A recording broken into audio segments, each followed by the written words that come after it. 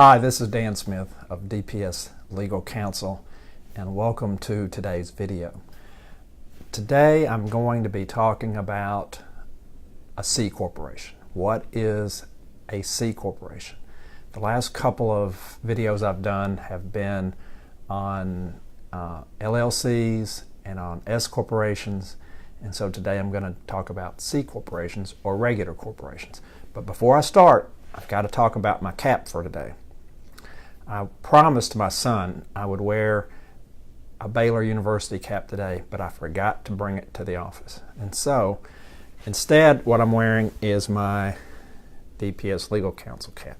This is my company cap. So I'm wearing it today, but I'll try next time to wear the Baylor University cap. So, anyway, that's today's video cap. All right, back to C corporations. What is a C corporation? A C corporation is what people traditionally think about as a regular corporation. It is a corporation that you set up under state law, and it is a separate tax-paying entity. So you have the limited liability protection of a corporation with a C corporation, but it's not a pass-through entity, which means the C corporation itself is a tax-paying entity. It has to file a tax return. It's a Form 1120, and it has to pay taxes on its income that are not,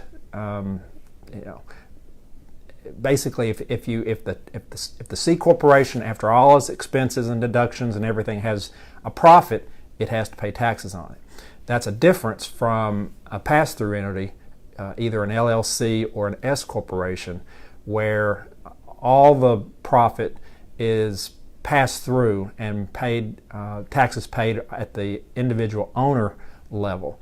With a C corporation, it is a separate tax-paying entity. So if it has a profit, it pays a tax. Now, why would anybody consider a C corporation for their business? It used to be that most people chose not to, and it's still the case that most people choose not to use a C corporation. People prefer pass-through entities. They don't want typically a tax-paying entity for their business. The old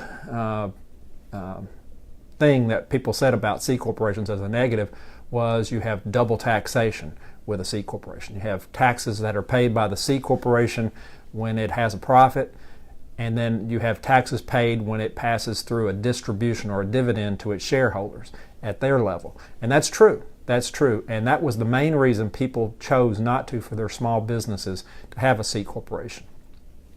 But with the passage of the new tax law that came in at the end of 2017 and basically was effective in 2018, tax rates on C corporations are much less than they used to be. Right now, the tax rate on a C corporation is 21%, which is lower than what it is on a person, or at least it can be lower than what it is on a person depending on their income level. And so the double taxation issue has been mitigated or minimized to some extent because of the lower tax rate on C corporations. Here's the thing: if you are setting up a new business and you intend to keep money in the business, to grow the business, to use it for basically to make the business bigger, you need funds and investment in the business itself to grow it. You might want to consider a C corporation, because if you were to set up an LLC or an S corporation, and all the money, all the profits flowed through to you as the owner, then you had to take the money and put it back into the business. You've basically paid tax on all the profits because of the pass-through. But if you're intending to put money back in to your business to grow it, if you have a C corporation, you can not take that money out that you're going to use to grow the business, and the profits are taxed that are not taken out are taxed at that lower rate, that 21% rate, whereas if you were in a higher bracket, again, this is all dependent on what the owner's tax brackets are, but if you were in a higher tax bracket than the corporation, if your tax bracket was higher, your marginal or effective tax rate was higher than 21%, and you take and you're allocated those funds because of the pass-through, and then have to put them back in, you're paying more taxes than if the corporation had kept them in to use them. That's one situation where a C corporation might make sense for a small business if there is going to be a plan to keep money in the business or use money in the business to grow it. It might make more sense to just keep it in there, pay the lower C corporation tax rate, rather than have it deemed distributed to the owners through an LLC or an S corporation and then put back into the business. There are some other tax issues dealing with C corporations versus S corporations versus LLCs. Really, when you get into this, making this choice, a lot of it is driven by taxes and tax planning. And so the best thing that you can do when you're considering what form of business you're going to set up is to think about, number one, are you going to need to keep money in the business? How much money from the business are you going to want or need in the way of either pass-through income or salary, and that kind of thing. And if you talk to your advisor about what your plans are, the best thing you can do, I think, is to run a comparison of what the expected taxes would be with an LLC, an S corporation, and a C corporation, and see which one makes the most sense. Now, it may be that the differences are not great, or it may be that the differences are such that one would be a clear winner. You don't know until you actually look at your particular situation and run the numbers. So anyway, C corporations are great if you also want to grow the business to a high level within several years and then sell it, because there's a section of the Internal Revenue Code, which is 1202, that deals with what's called qualified small business stock. And there are a lot of restrictions on what businesses can take advantage of this code section. So you have to look at it closely to see if your business or your planned business is going to fit within this. But if you were to fit within this,